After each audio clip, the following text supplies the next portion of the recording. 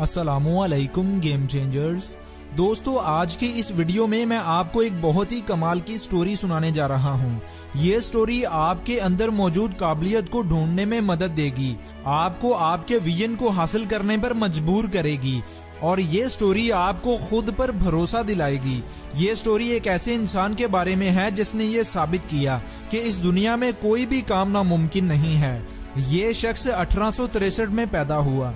इसके माँ बाप खेती बाड़ी करके अपना गुजर बसर करते थे। गरीबी होने की वजह से माँ बाप दोनों ही खेतों में काम करते और शाम के खाने का इंतजाम करते। जब ये बच्चा था तो इसकी माँ का इंतकाल हो गया। माँ के मरने के बाद इसे अपने बाप का हाथ बिटाने के लिए खेतों में जाना पड़ता। जिस उम्र में बच्चे खेल कूद कर बड़े होते, उस उम्र में इसने मेहनत मजदूरी करना शुरू की।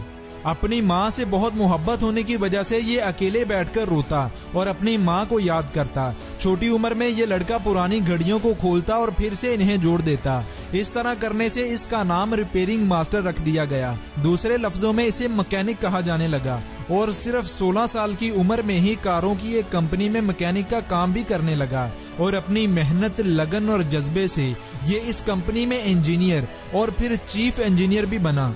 अच्छे खासे एक्सपीरियंस होने के बाद इसने अपनी कंपनी को खोलने का सोचा और एक दिन इसने अपनी कंपनी की शुरुआत भी कर दी। लेकिन ये कंपनी अच्छी गाड़ियां ना बना पाई और फिर बंद हो गई। कंपनी के बंद होने की वजह से ये शख्स कर्ज के बोझ तले दब गया और काफी डिप्रेस्ड भी था। खैर, जैसे तैसे करके इसने कर्ज उतारा और फिर से कुछ इन्वेस्टर्स को राजी करके इसने गाड़ियों के चंद डिजाइन बनाना शुरू किए।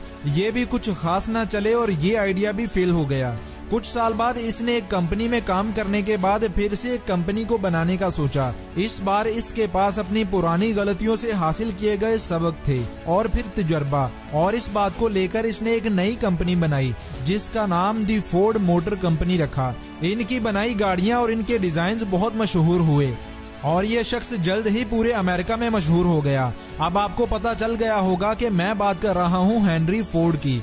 हेनरी फोर्ड को अपनी एबिलिटीज, अपनी मेहनत पर बहुत भरोसा था और इसीलिए वो फेल होने के बावजूद भी सक्सेसफुल रहा। इन्होंने अपनी कामयाबी की पीक को तब हिट किया जब इन्होंने कारों की दुनिया में इनकलाब बर्पा कर दिया, और वो ऐसे कि इन्होंने अब तक का सबसे जदीद इंजन बनाने का सोचा जिसे V8 कहा जाता है। इन्होंने इंजीनियर्स की एक टीम बनाई और इन्हें कहा कि मुझे एक गाड़ी के अंदर 8 के 8 सिलेंडर्स चाहिए, मतलब मुझे V8 इंजन चाहिए। ये सभी इंजीनियर्स हैरान हुए और कहा कि ऐसा मुमकिन नहीं है।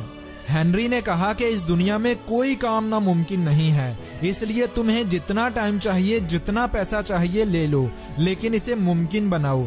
एक साल बाद हेनरी ने इंजीनियर से रिपोर्ट मांगी। इंजीनियर्स ने कहा कि सर, हमने आपको बताया है कि ऐसा पॉसिबल नहीं। लेकिन हेनरी ने कहा कि मैंने भी तुम्हें कहा था कि दुनिया में ऐसा कोई काम नहीं जो पॉसिबल ना हो, इसलिए और टाइम लो और V8 इंजन बनाओ। और आखिर इंजीनियर्स और हेनरी की दिन रात की मेहनत के बाद V8 इंजन बना लिया गया और आज V8 दुनिया की हर महंगी से महंगी गाड़ी में मौजूद है। और इस V8 इंजन ने गाड़ियों की दुनिया में इनकलाब बर्पा किया और इसे the father of all engines का नाम भी दिया गया।